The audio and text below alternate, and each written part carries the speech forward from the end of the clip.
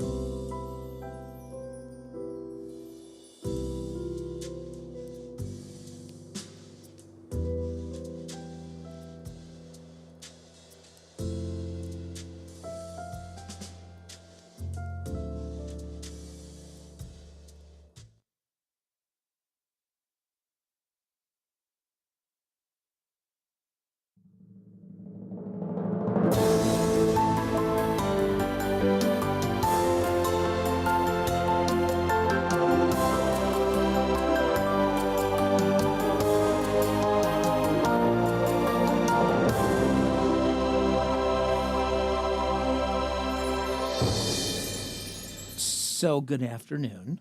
Good afternoon. Good to see you. Great to see you too. If you joined us on Thursday, I said to you this was the last Christmas video opener and closer we were going to have. And here we are on Tuesday. We're back to the I wouldn't say normal, but the one we use most of the year. Yes, when it's not in Christmas Or Lent, or Easter. Easter, right?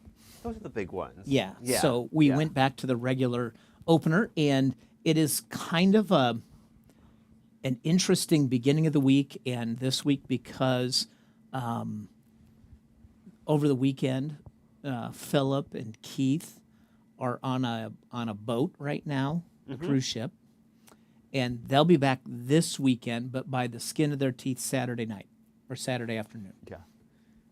Robbie was here with us, leading us this weekend, and he's leaving on Friday because he is the musical director with the Motown group Human Nature. And sometime at like summer of last year, they booked a Florida tour Yes. for 2.5 weeks. And of course, I said back then, like, yeah, take it. We'll be fine, and we'll be fine anyways. But like, just not thinking about all the There's a lot of change. one going might on. say. And I give thanks for Robbie, leading us all weekend, No, he's done a great job, and he's also done a great job just getting everything ready, organized. Yep. And I give thanks for Jason, who is here in playing the part of both Cole and Eric. He was fighting the good fight on Sunday, and got us through. And if you are a 9:30 person, and not all of you are, 9:30 on Sunday, the sound system did its thing where it pops and ceases to work the way it's supposed to. Yes. It has happened. That's a good way to put it. It has It was happened. not what it's supposed to do. No, it happens more frequently the longer you leave it on. So normally, when it does happen, it happens at 11. Not every week, but it happens. Yeah, I believe this was the first time at 9:30, wasn't Yeah. it? Yeah. So we are at a place where we're going to start. We really need to replace the sound system in the sanctuary. It was state of the art in 2006, but back then it was when you bought a professional grade sound system, it was the entire system. Meaning when one part goes out, you have to replace it with their components that talk to each other. Yeah. So those things go obsolete. So there's no replacing bits and pieces anymore because it's 20-year-old technology. Yeah. So we have to come to the place where we replace the entire sound system in the sanctuary, not speakers, not the amps, but everything in between. And the only good news about that is that once we've done that, they don't do proprietary systems anymore, which means something fails, you swap it out. Yes. But you have to do the big refit. And then after that, then we can replace pieces as they go out, which wouldn't be for 10 years or more, But I mean, reality is this is what's coming. Like Yeah, we're it going is. to have to this system has Served done us well. Yep. Yes, but this is the end of its life. Yeah. So get this. So kind of give you an indication of this. Some of it runs on old computer software.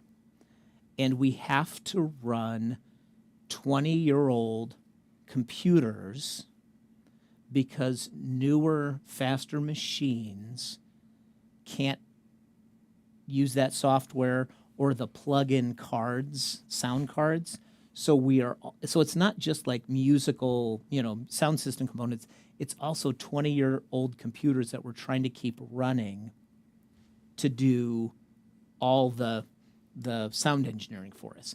So, and we even had to borrow last year, I don't know if you remember this, we had to borrow a computer from UNLV because they had one when one of ours died until we could get a replacement. And so we have nursed this sound system along. Yeah. And we've done okay. I mean, we give thanks to God that it just hasn't completely died. But we know 2024 is the year that we're going to have This to is time. Yeah. replace, right? In Yep. the same way that we, a number of years ago, we had to fundraise and replace the air conditioners in the crossroads. And we did it, and there was no more repairing the old stuff, and now it's cool as a cucumber in the crossroads all summer long. Yeah. Same thing with sound system. Things just No, wear the out. alternative now is to give all our musicians bullhorns. I like that. And However, it'd be really hard to hold a bullhorn and our like remote control to move the slides forward. it would, but you know what? You do what you gotta It's do. just what you got to do. It'd be harder for Lauren, who has to play the violin and and hold her bullhorn. That's a good point. Yeah. I wonder if they make bullhorn stands. Yeah. I don't know.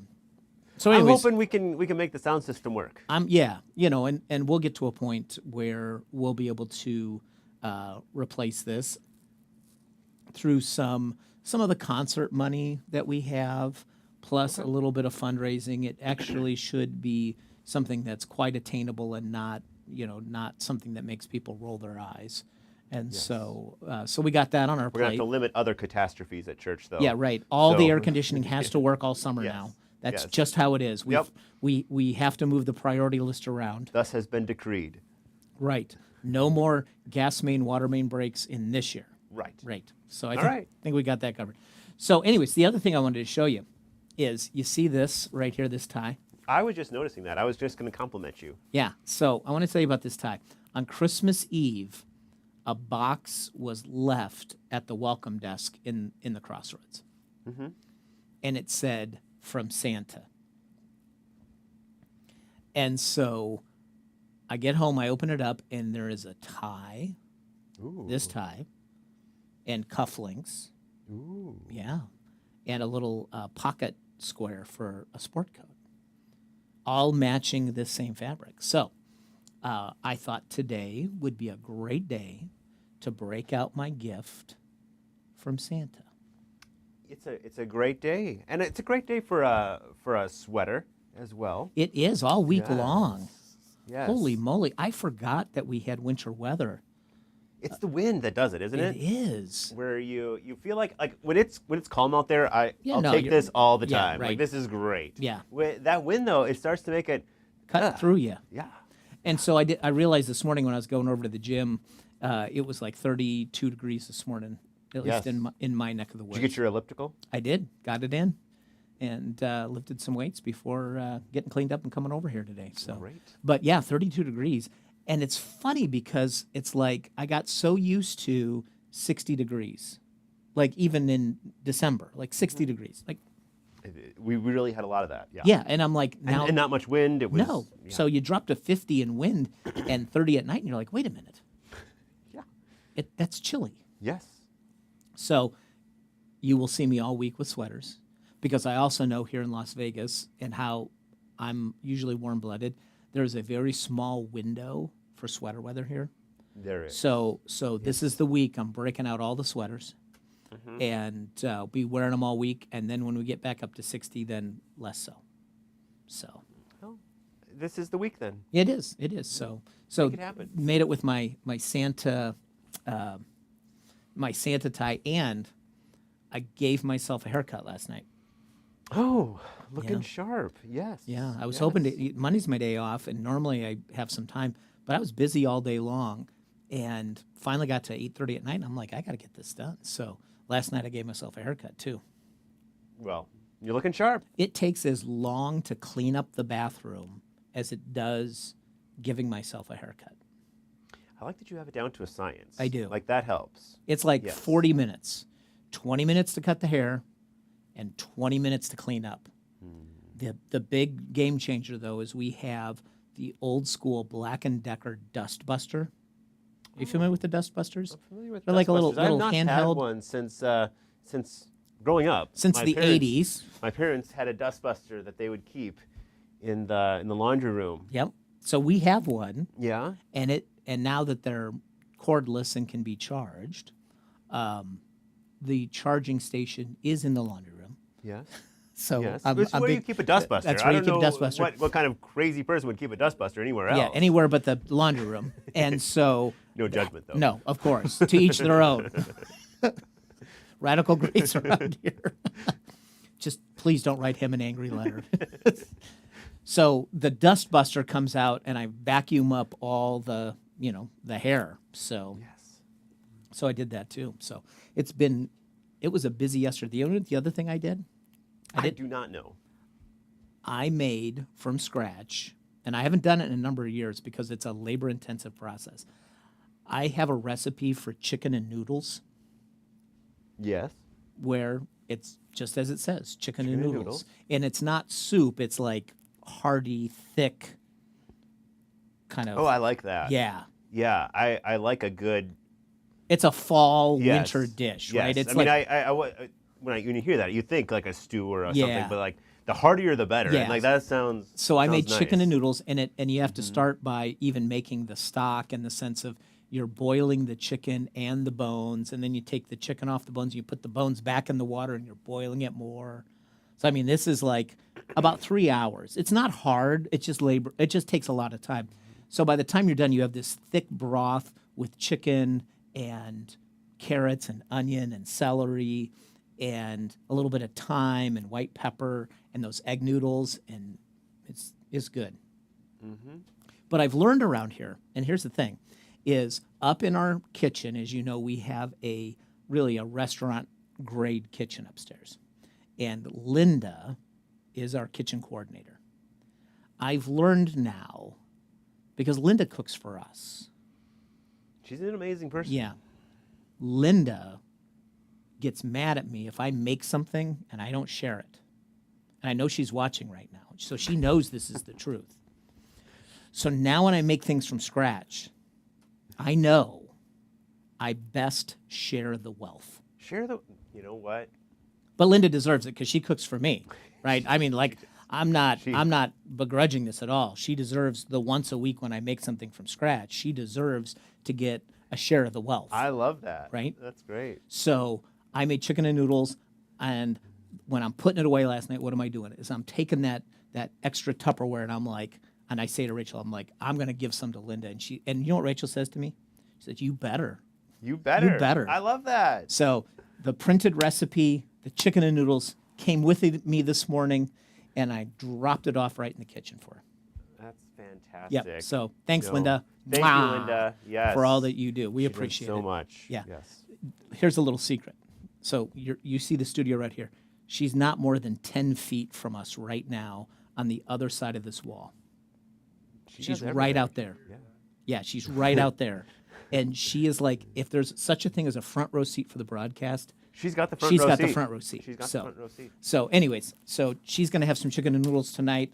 I probably will be eating leftovers tonight. So Very good. yeah, Yep. so that's good. So we talked about change, and we're going to talk about change all month. Yes. Yes. And change can be hard. Which was the theme. Yeah, of, uninvited it's change. Unexpected, uninvited. Yep. Yep. And doesn't matter if it's the time of Ruth, the time of Isaiah, the time of Moses, or in 2024, change can cause you to get stuck. And especially when you jump into the comparison game. It's like, and I use this, it's like a cyclone. It's spinning, but you're not moving anywhere. And it's really the pseudonym for the complaining game. I like this, I don't like this. Yep. And you just get stuck. And to move forward is to acknowledge it all. It's different. And it's okay to say it's different. But when you get stuck just complaining, you're not going anywhere.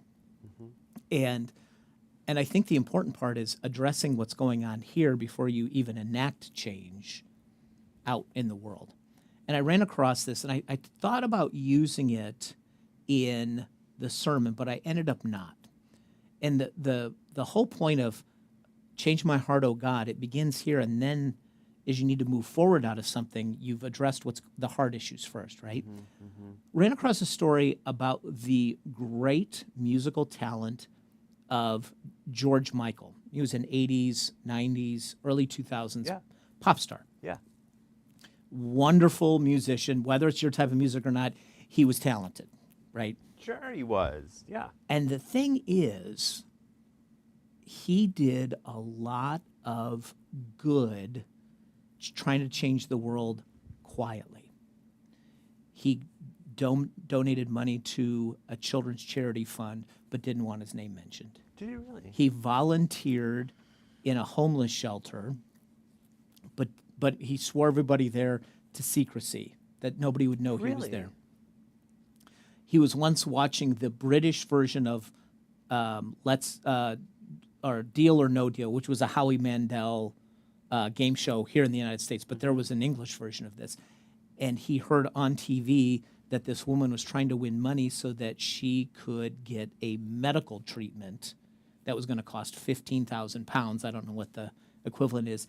And after hearing that, and she didn't win the money, he called the TV show, found out who this person was, and sent them the money to have this medical procedure. And there's a whole list of things that George Michael did to make the world and individuals a better place.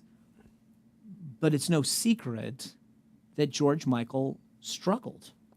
He died prematurely and battled with drugs and other issues, right? And so as I was thinking about this, I was like, the guy was trying to do the right thing, but he also struggled. And he was trying to find, and this is my opinion only, trying to find his way by doing good out in the world, right? But I think he needed to start here. And there's no judgment with that, but him like wanting to do nice things and help people and organizations. And the thing that he didn't do was look inside Which first. can be a common thing. Like Yeah. that can be something that that a lot of faithful people can be guilty of, Yeah. where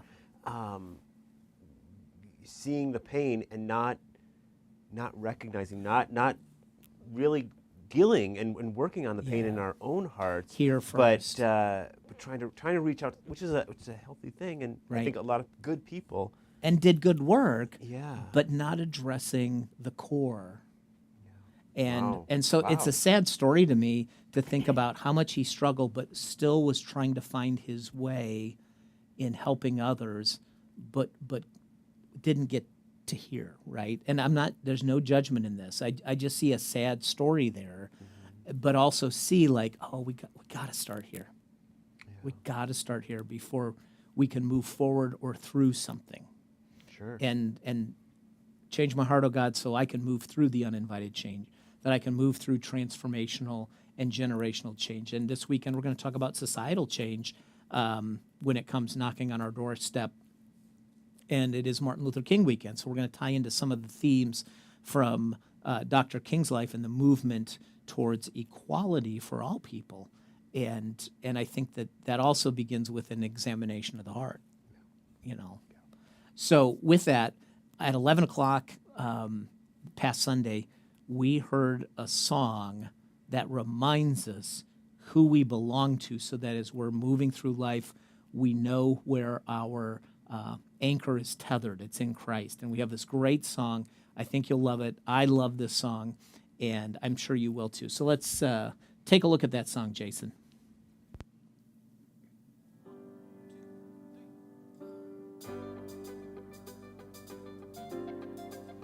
Ben's home from college. Thanks for singing with us today, Ben.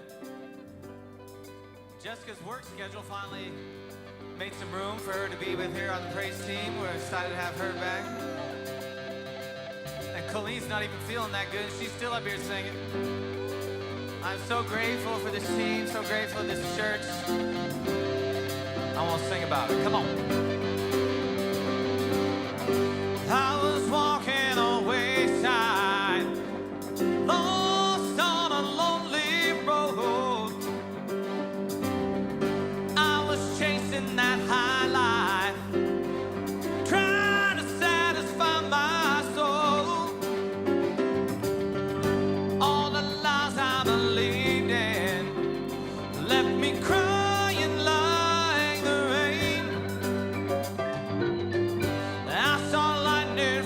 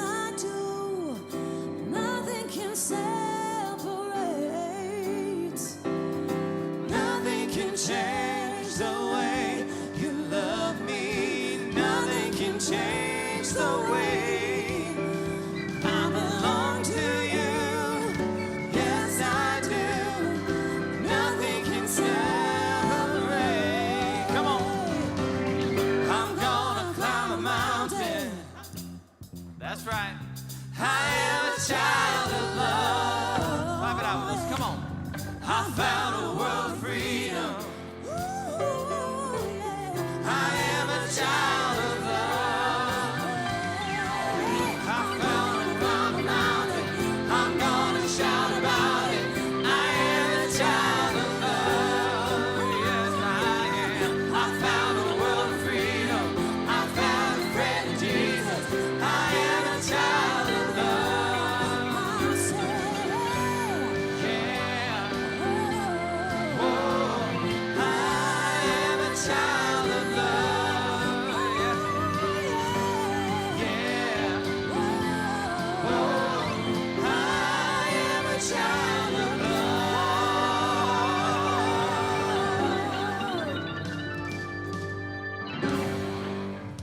Isn't that a great song? That's incredible. Yeah, great, great song. And that reminder that who do we belong to? And that's the thing that moves us forward through change in our life. And, you know, without saying the cliche line on Sundays, you know, change is inevitable. That's just a part of life. You know, the things, and maybe even more so today than they were 100 years ago, things are changing faster. Some of it good, some of it not so good. And to know where your true identity lies, who you belong to, and how that does not change.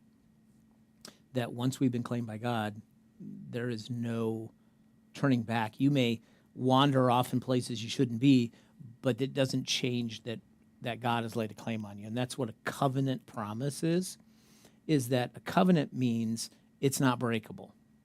And we may do some things that are unsavory in our lives, but when God makes a covenant, he's like, I don't break my promises. And so to move through change is one of those things to say, well, who is, and to quote the author from Hebrews, who is the author and perfecter of my faith? Who's the one that's never going to leave me or forsake me? And so we are reminded that we belong to Jesus. Now, this song comes to us from a contemporary group back in 2020 called We the Kingdom. Yeah, I was not familiar with that. I mean, before Robbie actually sang this, I was not familiar with the song. But it, new artists for me. Yeah. And they do a lot of great contemporary Christian music. You know, they're a band. They tour, all sorts of things. And the lead singer, and her name is Franny Ray Cash, she said the song was a breakthrough back into the childlike place in her heart that reminds her that in Christ she is free from fear, intimidation, or even what people think. And then she goes on to say, it is so triumphant to remind myself that I'm a child of love, I'm a child of God, and that God is love. My identity is in him, so I can be confident in that and be childlike and free. I mean, it is Jesus who reminds us of all sorts of things, especially in that place, and this is not a part, some of the verses we're going to share, that time that Jesus had a crowd around him, and like everybody was crowding around, and then there was like some families, and they were like, wow, we want the kids to see Jesus too, and the disciples were like, get away from him, he's too busy, right? Yeah. And she's like, no, bring the children, bring them up close. And then he says, you know, that unless someone becomes like a child, they shall never enter into the kingdom of heaven. And you know, just a reminder that everyone is welcome at God's table.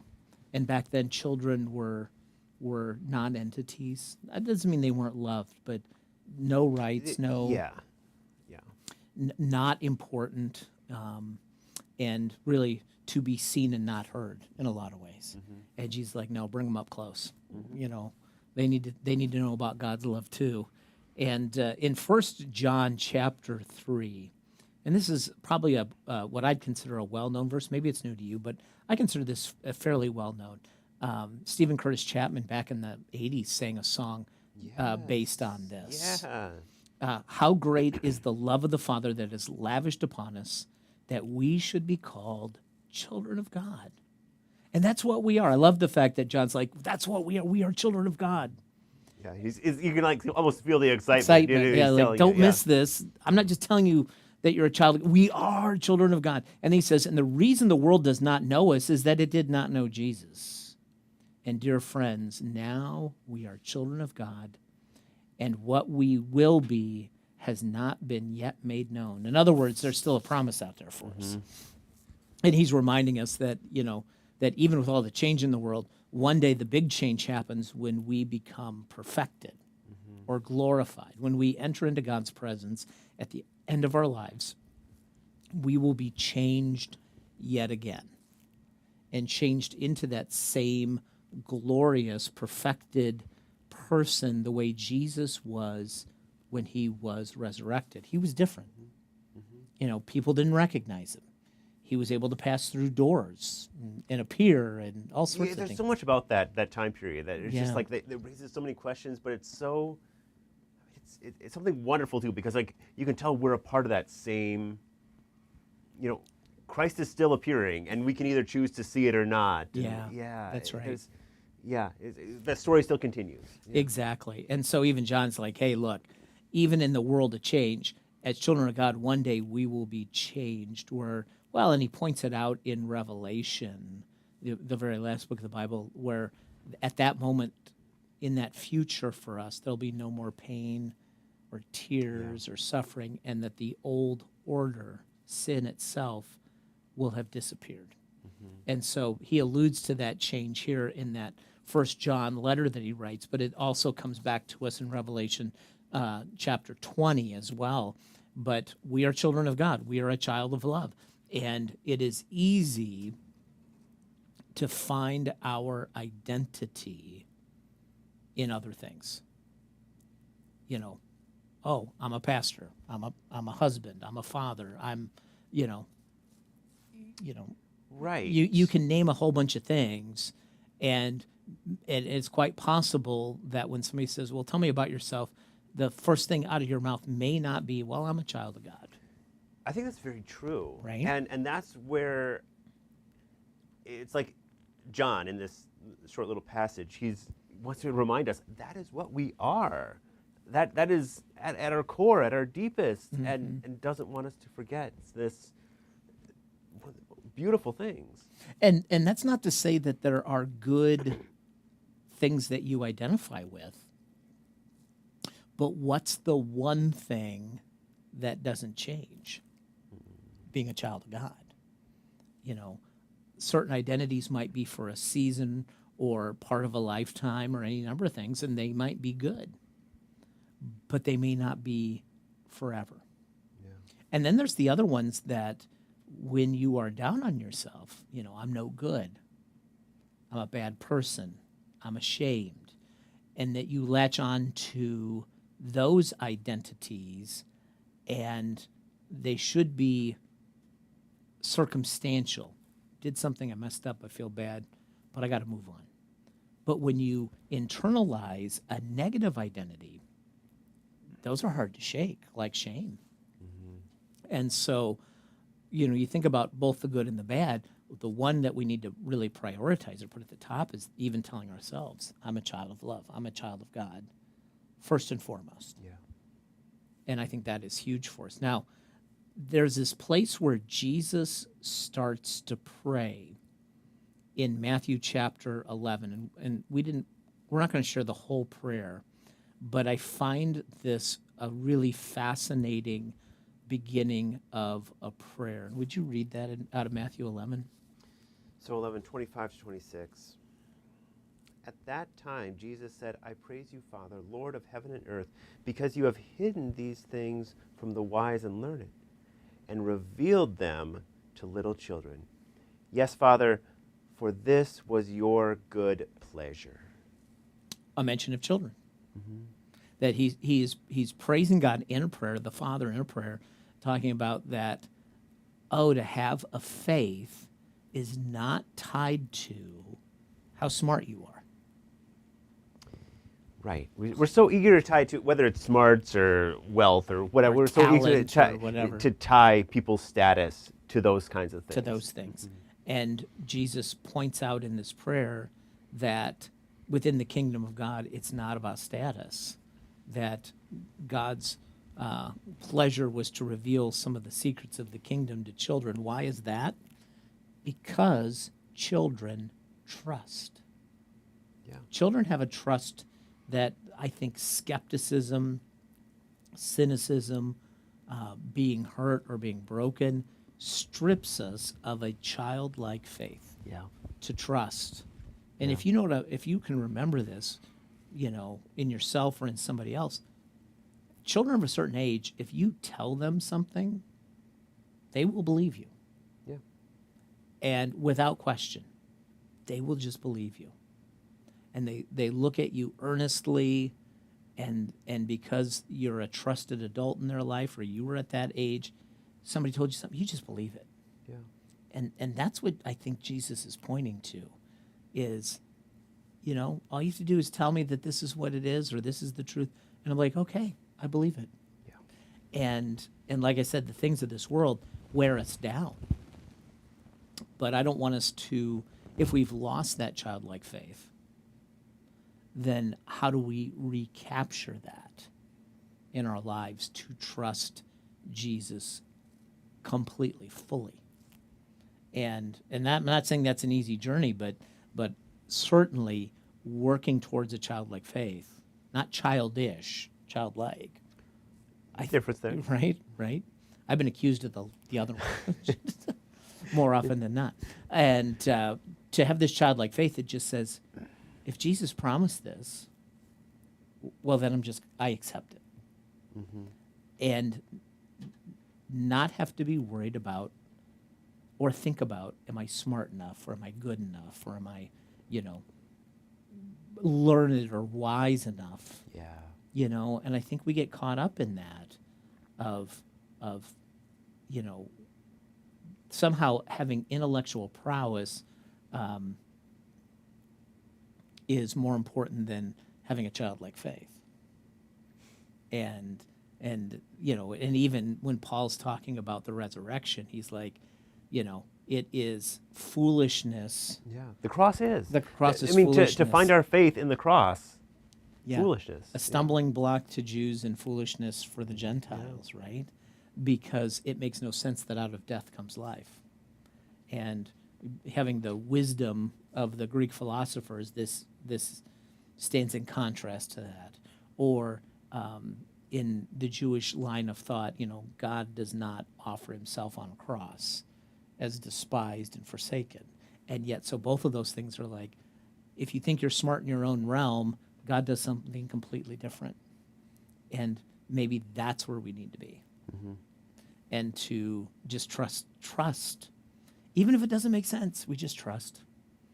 And, and then we get into how people then, because they're so smart and they're so convinced and, then I've got God figured out. If you think you got God figured out, then you have not figured out God. You have figured out that's your a pretty safe statement. Yeah. You've figured out your concept of God. Yeah. Can't put God in a box. And you can't use the Bible like it's God's instruction manual. Like, I've read the Bible, so I know what God is like. Well, over and over again, God surprised not only the Old Testament, the people of Israel, but also New Testament people in surprising ways where you couldn't kind of have God pegged. Yeah. And so to trust that God will open up new vistas and opportunities and ones that you can't even imagine because God is good, that's the part you can figure out is God's good and God's going to make a way, but I don't know what that way is. Yeah. Yeah. Childlike faith can grasp that. And I think that's good. I mean, I think about us as a church and, the world is changing around us and we don't necessarily stay stagnant in that and say, well, we're just going to be the 1989 version of ourselves. We've continued to evolve too as God has opened doors, and God also through time also continues to work on us as a church family to be responsive to the needs of others in 2024 and beyond. And even in how we interact with the world is different than we did 20, 30, 40 years ago. Mm-hmm. And that doesn't mean our core is different. It just means that we continue to follow the flow of where God is leading us and be responsive to that. And, that's a part of the change that maybe we can't even see. But it's happening because God is working on us. God doesn't want us to be, a set in time one version of ourselves, that he wants us to continue to grow, and growth means change. Yeah. You know? Yeah. Yeah. I'm not the same person I was in 1998 when I got out of seminary. No, and we need to be thankful that we do. That there is change. Like we so often want to just get to that point where, oh, I'm done. I've arrived. And that's not life. No, it is not life. Here's one more verse to throw at you, and Brian threw this one at me when we were talking right before broadcast. You mentioned we were starting to brainstorm on other stuff, and Pastor Brian brought this one up, but from the Beatitudes, the blesseds, God's favor rests upon. Matthew 5, verse 9, blessed are the peacemakers. In other words, God's favor rests upon those who make peace, for they will be called the children of God. The children of God. And so if you're like, okay, I want to live into this moniker of being a child of love or a child of God, well, there's the most concrete evidence of how do I do that? Mm-hmm. Be the peacemaker. Be the one who helps people come together. Didn't say truce maker. Truce maker is there's the end of hostilities, but there's no resolution. Peacemaker is when everybody comes to the table and forges a new way forward. Yeah. And that's what peacemaking is about. So bring people to the table. That is what it means to be a child of God. I like it. I like it too. Yeah. Yeah. So as we discussed earlier, Philip is somewhere on the Pacific Ocean as we speak. I think somewhere off the shores of Mexico right now. I'm not sure. Yeah. But I think that's where he's at. And so he told us before he left that we have to stay here and take care of the church. So that's what we're doing. So we're going to do that. Yeah. And we won't see him until this weekend in worship. He'll be back. He'll be back. You know, provided everything goes well. He'll be back this weekend. And which also means no closing today other than our 20-second out video. So we love you. God bless you. Take care. And we'll see you later.